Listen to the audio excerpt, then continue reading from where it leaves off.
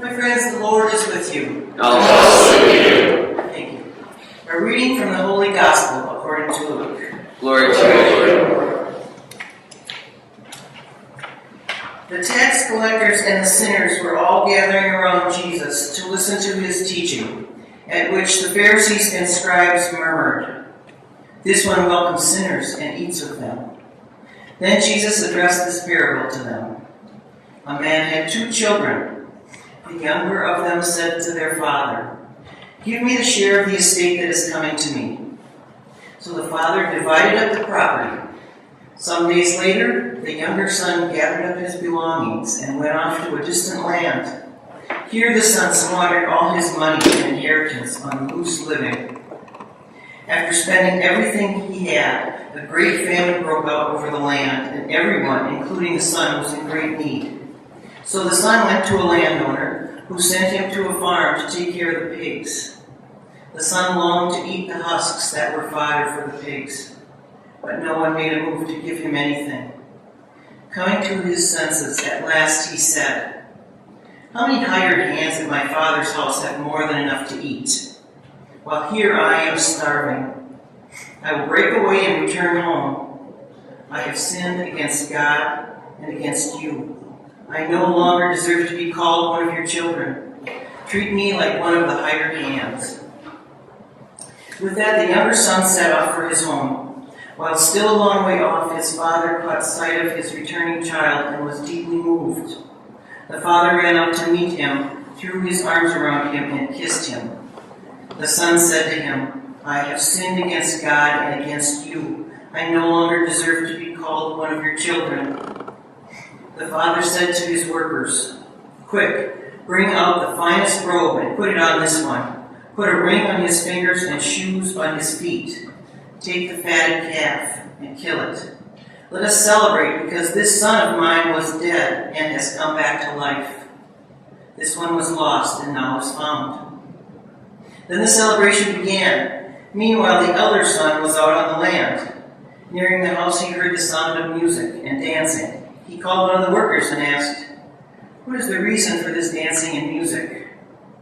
The worker answered, "Your brother is home, and the fatted calf has been killed because your father has him back in good health." The son grew angry at this and would not go in. But his father came out and began to plead with him. He said in reply, "For years now I have slaved for you. I have never been disobeying one of your orders. Yet you never gave me so much as a kid goat to celebrate with my friends. Then, when this other one returns after having gone through your property with prostitutes, you kill the fatted calf." Then the father replied, "My loved one, you are always with me, and everything I have is yours.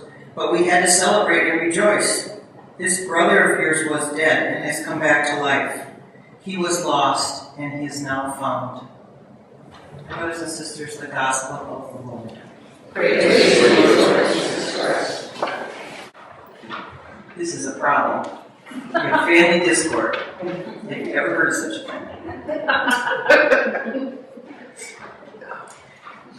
This story is about one who returns at a party, that is.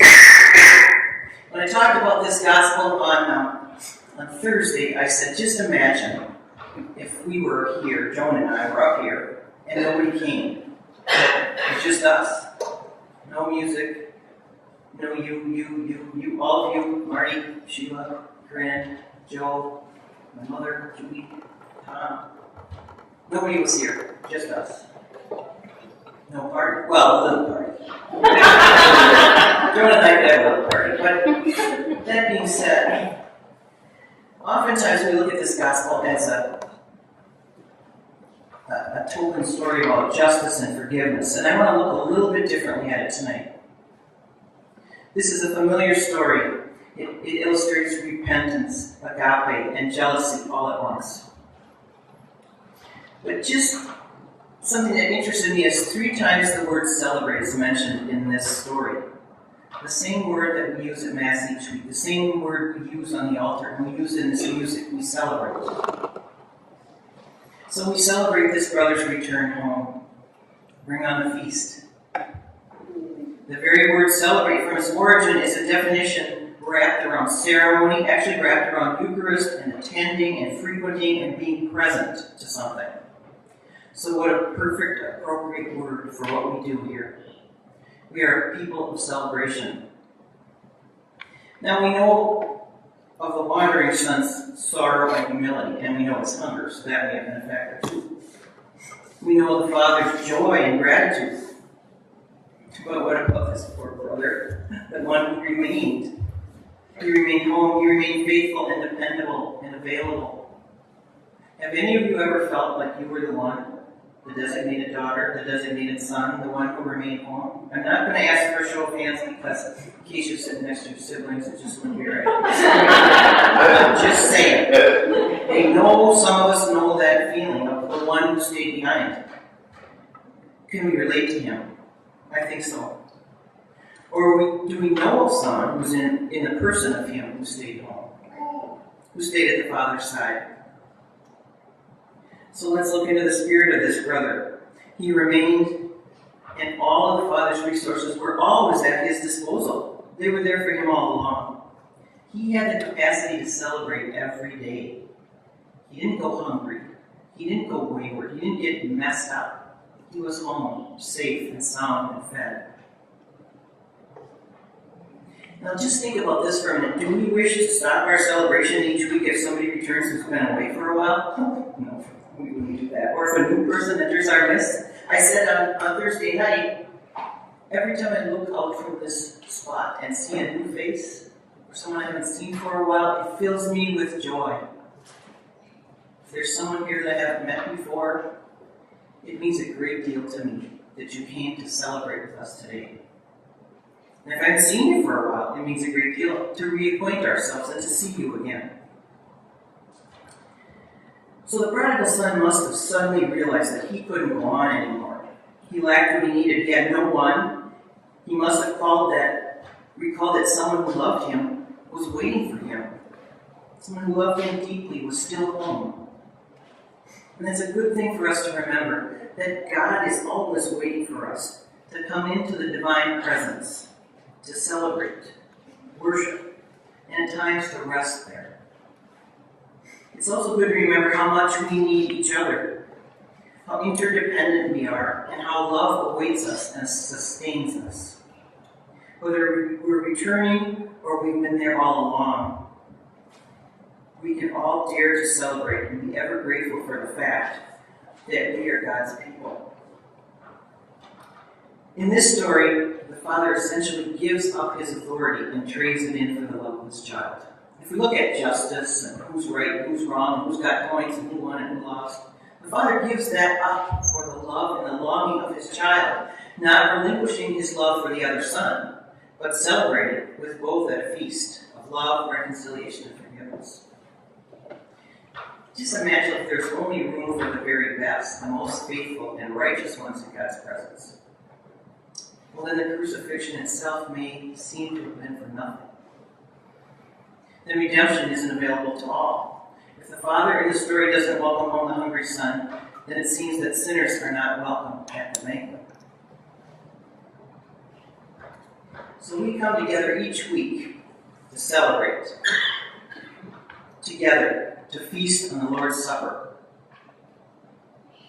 And for this brother, who perhaps we can identify with also, the celebration is no less beautiful, it's no less appropriate and available to him to join and reconcile. The two brothers within very different contexts can both celebrate the Father's love. That's my point. This is a celebration going on in this gospel, and both brothers have it available to them. And all of us in that same spot, we all can come. Wherever we are, we all have the celebration available. Each in our own context, coming from our own set of circumstances. Some of us identify with the Father, some of us identify with the wild one, some of us, perhaps many of us, with the stay-at-home son, who's left in confusion and dismay over his faithfulness seemingly overshadowed by his brother's bad choices and repentance. The interesting thing is that we're all invited to this celebration, the same party. We don't need to show our score. We don't need to show our credentials. Pre-approval isn't necessary.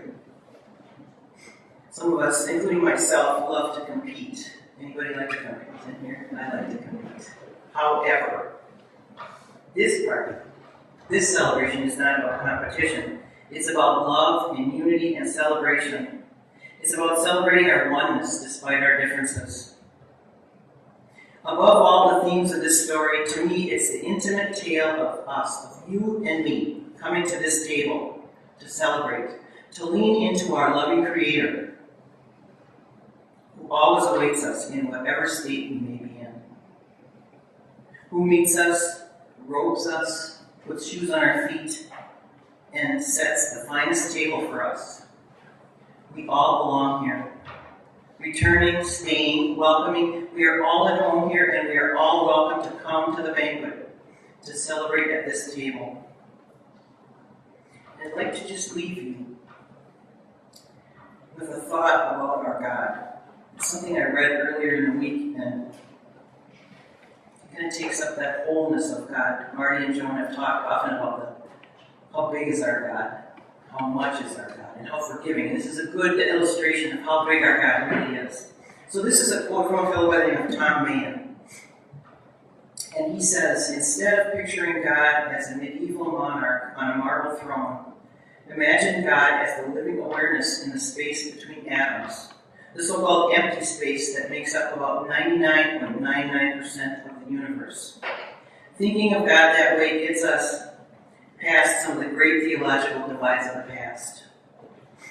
Is God eminent or transcendent? Eternal, internal, or external? Composed or compassionate? Like the question of whether the atom is wave or particle, the answer is yes.